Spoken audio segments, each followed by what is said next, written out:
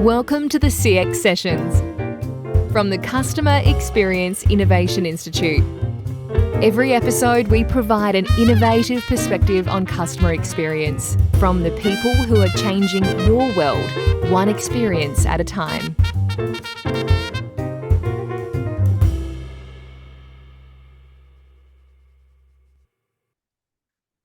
Hi, and welcome back to CX Sessions from Melbourne in Australia. I'm Simon Chris, and joining me today from Canada is Colin Taylor. Colin, welcome to CX Sessions. Simon, it's a pleasure to be here.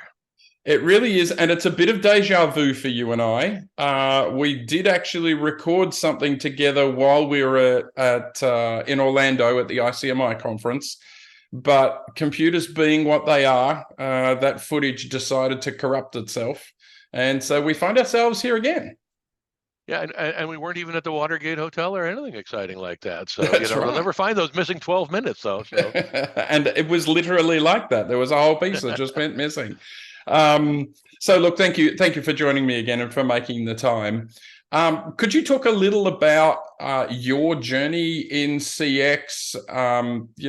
A young man like yourself probably hasn't had a very long career, but give us a summary. Well, it's an accidental career, and there's I'm not the only one in the industry that's had one, because when I was going to school, you couldn't pick this as a career you'd want to be in a call center or contact center or CX role. Yeah. So I actually started off in 1976 at the tender age of 16, flogging Maclean's magazines, the Canadian version of Time magazine, if you will. So Okay. I was flogging magazine subscriptions over the phone. Over the phone. For what we then called a service bureau, and would later today call a BPO in Toronto. So, and I kept doing that through school, and I came out of college, in a recession, and I've never worked a day in my life in my educated field, which is radio and television. And instead, I've worked in the call center, contact center, telemarketing, depending on the various points in time, inbound telemarketing, outbound telemarketing, call centers, contact centers, CX.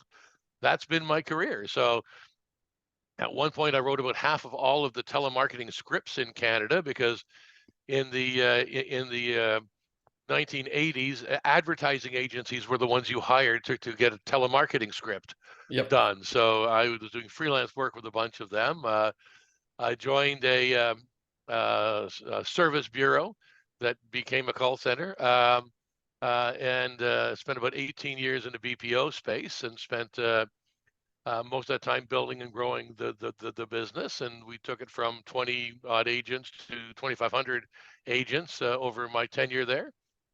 We sold the business in 2001. I hung in for a couple of years until my vision and that of the new owners sort of diverged dramatically, in which case they were going to pay me money not to be in the BPO space.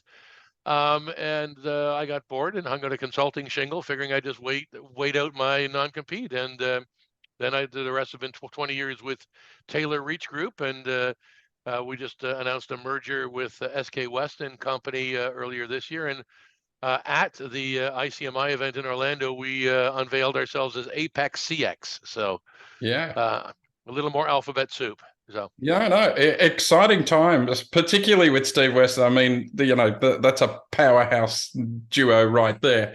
And I love the way you say I hung out the consulting shingle, when Taylor Reach is probably one of the most revered consulting firms in the space. So, it's nice of you to undersell yourself. There's a lot of terminology tossed around. There's customer experience and employee experience and customer service and contact centers and blah, blah, blah. Where do you see all of that? Like, what does CX mean to you? We all have experiences when we buy things, okay? So, or when we're customers of any organization. So we all always have had customer experiences, not just like they just got invented X number of years ago. They've always been there. And they're good, they're bad, and there's anywhere in between. And we all have stories about great and terrible customer experiences, purchase experiences, and return, and interactions with customer service, which is generally where we turn if there was an issue with any part of that experience. And customer service historically has been delivered in large part through call and contact centers as the conduit to speak to the organization. So customer experience, is delivered through digital means. It's distributed through any form of customer interaction related to a purchase or a product. And contact centers are a central hub in that process in terms of where individuals may go to understand more about a product or service. They may question, reach out with questions regarding a product, a service, a warranty, etc. And we're who they're going to contact when they have a problem. They aren't going to do that in a vacuum. They'll be working through digital channels in parallel as well. But the one truism has always been that if it's my money, I'd rather talk to a human being than fill out a form. So that's where I think we can put everything under the big CX umbrella, because that's all encompassing. Customer service really is a prime component of that. And contact centers represent a component of customer service and the broader CX from the perspective of anything that we can do digitally, we can do with voice through contact centers and through chatbots or voice bots or AI. It does often seem that a lot of this terminology winds up being driven by vendors trying to sell new products. I remember the transition from call center to contact center, and if it was a contact center, well, it did this and this, and I'm like, well, hang on, that's what a call center does. It's that everything old is new again, that we just put a different label on it, right? Yeah, I remember going from inbound and outbound telemarketing to call centers, and that was just so people wouldn't run screaming from us when you met them at a cocktail party. I work in a telemarketing shop. Oh my God! And they'd run off. So. But I think a lot of it is driven by vendors who want to, repackage nostalgia and paper it over with a new name and add a few new bells and whistles to it. It's like you would remember this as well. It took CRM 25 years to be an overnight success. Yeah. From the days of sort of the marketing concept of capturing all touch points and interactions in a single system or platform. And there are still companies that haven't done it. Still can't do it. Exactly. Yeah. And but it took that long for it to for where the pundits were saying, this is what everyone's spending money on, and next year 98% of organizations will invest in CRM, and 24 years later 30% still hadn't. So adoption curves tend to be a little longer. I do love some of those predictions. In the years that you've been around the industry, and I know your background in BPOs as well as captive centers is huge. I kind of find it's not quite the 80-20 rule, it's the 90-10 rule. 90% of call centers, contact centers are just chugging along doing what they've been doing and, maybe getting a little bit better. And then there's that 10%, might not even be 10%, that are just doing something really cool, new, different. What have you seen in the last couple of years that's really kind of made you go, wow, that's an interesting thing to do? Yeah, I think your 10% is generous. I think it's probably closer to 4 or 5 percent. Because most centers just do the things they do. And they're meeting their numbers and their objectives. Folks that truly want to disrupt the environment look at doing things differently, and their objective is to be disruptive and to attract attention for themselves, in part by doing so. So you've had numerous examples of this over the years, from the people that tried to do the first WhatsApp contact center in New Zealand, I think, is where they did that. But to where you're seeing folks really pushing the AI and the automation envelope, not always to good conclusions, but certainly there are some very good applications out there where you can be talking with a digital agent and not actually know you're talking to a digital agent for some period of time. Like the Turing test, I think sooner or later a lot of these things fail that test, but they can pull it off for a period. just based on the knowledge that they have about you and the way that they can stage the interaction and conversation. Yeah, Um, and you've hit on a hot one there, right? AI. Everybody is talking AI, and I'm probably the worst for that, given I've just written a book on the damn thing. Um, do you think we're going to see the same mistakes of the past? And by that I mean when we implemented IVRs, we did them 37 options wide and 15 options deep. And not only did you forget the reason that you called, by the end of it, you forgot your name and lost the will to live. Are we going to see similar? Do you think we're going to see similar screw ups with people implementing this type of new digital tech? I think we already have. I think that if you look at chatbots, Mm-hmm. the most common reason that I see why chatbots fail, and I'm not the only one who's said this, is that they're over designed. They're trying to do too much. Yep. You start with this narrowly defined use case that it can do, and it can do really well, and it can do it quickly with high accuracy. But as you're building that, six other people say, yeah, but can we add this onto it too? And can we add that onto it? And all of a sudden you've got one well-functioning element of it and six very poorly functioning elements, which really turns everyone off from using it at all. And it's that bloating of the use case Mm. and trying to be all things to all people, and to do it all within sort of one bot. I think is a huge design flaw that human beings are guilty of. We did that with IVRs. We did that with bots. I don't, I think it's unlikely that humans can resist the temptation of stuffing 4 or 5 more things on there. So, Yeah. you know, uh, We did it. We did it with call routing tables too. Remember, oh we yeah, used to run a yes. center with 2 queues. Then we got all this skills-based routing and everything, and all of a sudden we had 118 queues for about 7 agents. Hey, Uh, one of my clients made every agent a skill, and it's like, okay, well, that didn't really achieve much. yeah, I'd like the Susie skill, please. Yeah. yeah, it Okay. just keeps going round and round. Yeah. Um, what's your, if I asked you to look into your crystal ball, what are you seeing 5 years out, 10 years out? For years we've been hearing, and you and I both discussed this with Brad Cleveland before, the death of call centers has come about 13 times. What did you see though in the next 5 or 10 years? Is there a huge shift? Is there not much of a shift? I think it's just going to be an ongoing evolution rather than a revolution. Television was going to kill movies, right? And theater, and movies are going to kill theater, none of which really happened. Um, so I think that we're going to continue to see more AI, better AI, smarter deployments of AI, more useful AI, but Mm, it's not going to eliminate the human piece, the human touch. And I think in the near term, in 5 years, I still think we will be focusing more on how we can leverage AI to help the human beings. And I think we're going to get more benefit there to help that agent through a process than we are on the customer facing AI.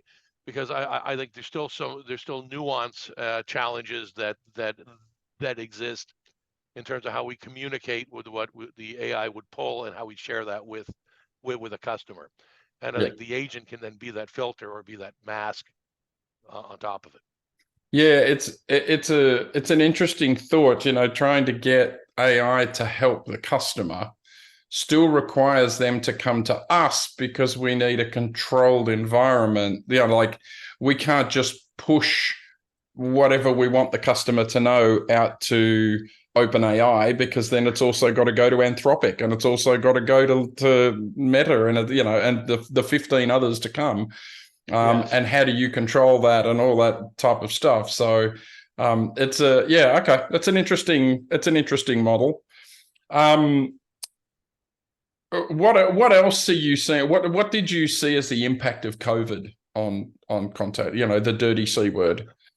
Well, it accelerated the remote work model by decades. As we went from employees saying I'd like to work from home and executives saying no, they'll just sit there and watch Netflix all day. I'm not paying for that. To we get COVID and everyone has to go work from home, and to the surprise of senior execs the world over, productivity actually went up because there literally was nothing else to do but do work. And it took time for the negative truth to the negative element of that truth to set in, which is that one of the things we were sacrificing to gain this added productivity was culture, engagement, and training. Folks learned that they couldn't manage remote staff the way they managed folks in a bricks and mortar environment. But that didn't stop many of them from trying to do so for a long time, which I think accelerated staff attrition. It accelerated trends like quiet quitting, and lack of engagement, and it's forced organizations to try and figure out how to compensate for that as we moved from a fully remote back into what more commonly now is a hybrid model. But I think from an economics perspective, you're not going to see real estate being allocated to contact centers the way we were pre-pandemic, because hybrid is part of the future. It's just the way we work. No comment on WeWork, I think, which is just filed for bankruptcy. But it's just the way the world is. Those folks who spent millions of dollars renovating their contact center only to send everybody home are now scratching their heads saying, why did we think we needed to spend millions of dollars renovating a contact center? And for the near term, you're just going to see them filling their empty bricks and mortar space with new staff, and and not having to build out more and more call centers. So I think there's going to be a dearth of call center space on the real estate market for the next 3 to 5 years. Yeah, fair enough. And I want to pick your brain a little around BPO, because there seems to be a couple of things that have really kicked BPOs in the guts in the last couple of, and that's a technical term, in the last couple of years. Places like the Philippines and stuff really hurt during COVID because the country wasn't ready with the kind of infrastructure it needed to work from home. And I know in Australia, and I've seen it in the US, that companies dragged their contact centers and things back on shore during that time because they had no choice. And then you've got AI coming along, which has the potential to disrupt the traditional pricing model of cost per call or cost per agent hour. How do you see the BPO industry responding to this sort of stuff? I think you raise a really interesting question, because the BPO industry is going to have to fundamentally change. This has been a labor arbitrage business from the get-go. Yeah. This was, I can get that work done cheaper than you can, and I can put a profit on top of my costs and still make money, and I'll do it for you. And I'll do it in a lower cost market. And that's why we had call centers in Omaha initially in the US, or why we have them in Atlantic Canada, or why we had them in secondary and tertiary markets the world over. But as we move from a labor arbitrage where we're selling labor, and we can get cheaper labor in the Philippines than we can in Canada, and cheaper in Canada though than we can in the US, or cheaper in South Africa than in the UK. We're moving away from that in favor of transactional or interaction-based pricing, which means that the BPOs have to have their foot in the water, their toe in the water on the AI side. That they've got to understand what are the AI opportunities, what are the technologies, what are the platforms, who are the winners and losers, and there's going to be a huge shakeout and consolidation in that space. From as I'm sure you'd agree, because it's everybody and their cousin has an AI tool, and they're going to have to move to something that's based on transactional interactions, and or successful interactions, or interactions that lead to resolutions and resolution-based pricing. And they're going to have a period of time where they're going to be doing both. So you'll be able to get the live agent, in the Philippines or in South Africa or in India, and you'll be able to get the automated digital interactions where you're paying per success or paying per interaction attempt. Yep. And that's just going to change. That's turning the tables upside down on everybody. But it's the big players that have got hundreds of thousands of agents that really have the most at risk from a perspective of, do they really need that big a footprint? Do they need all those physical locations? As some of that business transitions over to digital. Yeah. And if you were, from your many years of experience, You're calling me old, Simon. I was many years of experience. I was trying to do it nicely, though. Well, and I do appreciate that. Thank you. That's right. I'm insulting you, but I'm doing it nicely. If you were talking to a new player, someone that was just coming into managing their first reasonable sized contact center, had made that transition from team leader or ops manager to call center manager, what would be the couple of pieces of advice that you would give to a new player? Well, after I finished questioning their sanity on wanting to make that move and advising them that abandon all hope, ye who enter, is not the appropriate sign to have over the entrance to the contact center. But I would suggest that, that they need to realize that happy employees make happy customers, and that it's employees and employee engagement that's going to drive the ultimate success of the interactions. Now, you still need to have training. It still needs to be robust. You just need to hire the right people. But you'll rarely go wrong betting on your people if you've hired the best people, the bright people, the people with the capabilities and skills, and you bet on them. They're gonna drive your success forward. And don't be afraid of making mistakes. I used to have a sign over my desk that said, "Always make new mistakes," because I figure if I'm repeating the same old ones, I'm not learning. But if you're willing to take a chance to make a mistake, you can learn from that. And as long as you don't repeat them, you'll keep learning. You'll keep growing. Yeah, and that's great advice, actually. A tolerance for failure, I call it. And boy, I keep relating it back to when I was learning to snow ski, and my instructor saying, if you're not falling down, you're not trying hard enough. It's the same sort of thing, I think.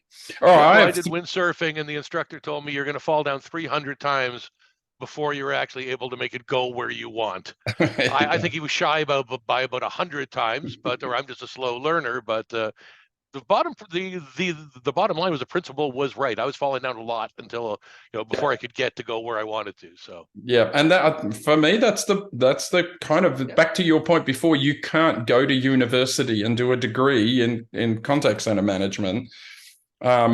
Or most people don't. So the only way you learn is by networking and talking to others, getting advice from, other people, and trying stuff that fails and not doing that again, Yep.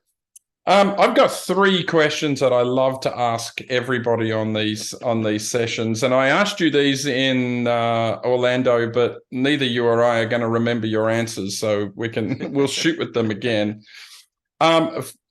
What makes a great customer experience for you when Colin's out in the market at the shop doing whatever? What makes a great experience for you?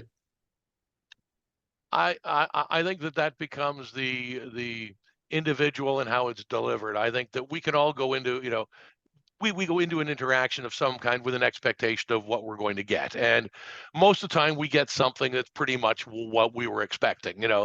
We're expecting to buy this, we go and we buy it. It's or we're going to make a complaint about this or that, or try and do a return, and we're fairly confident we're going to be able to succeed in doing that. Now, how joyful that experience is, how pleasurable that experience is, how whether we're smiling or frowning, or kicking the dog or cat afterwards, it has a lot to do with the individual on the other end that we are interacting with.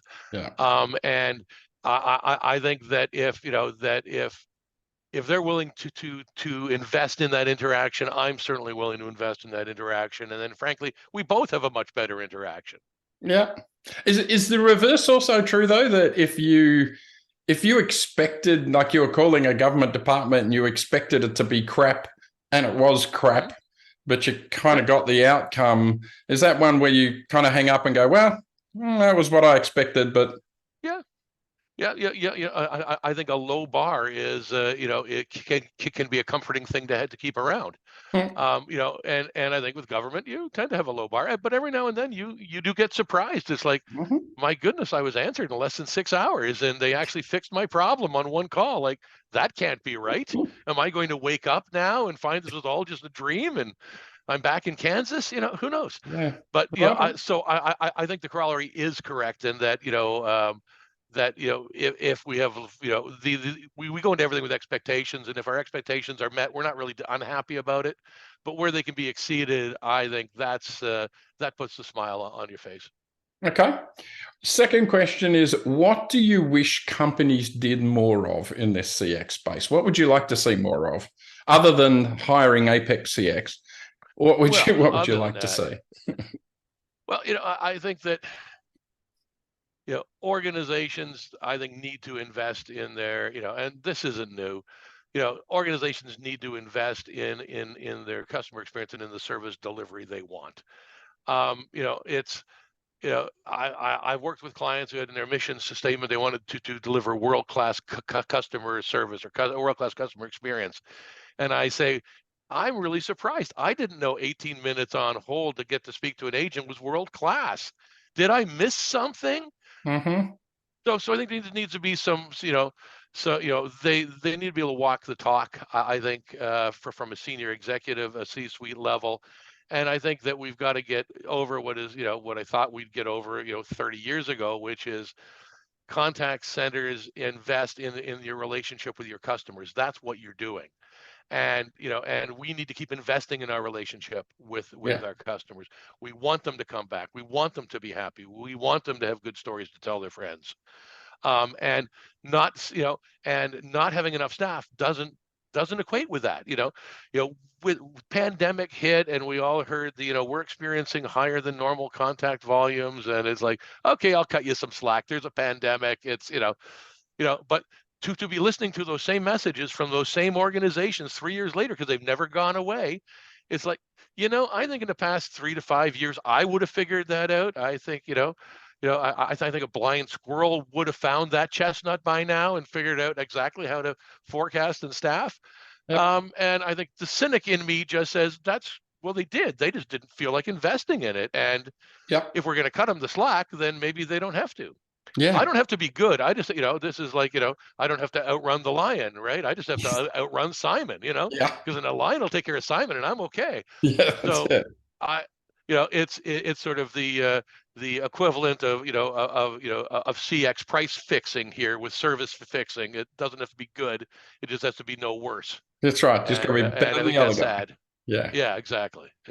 All right, third and final question.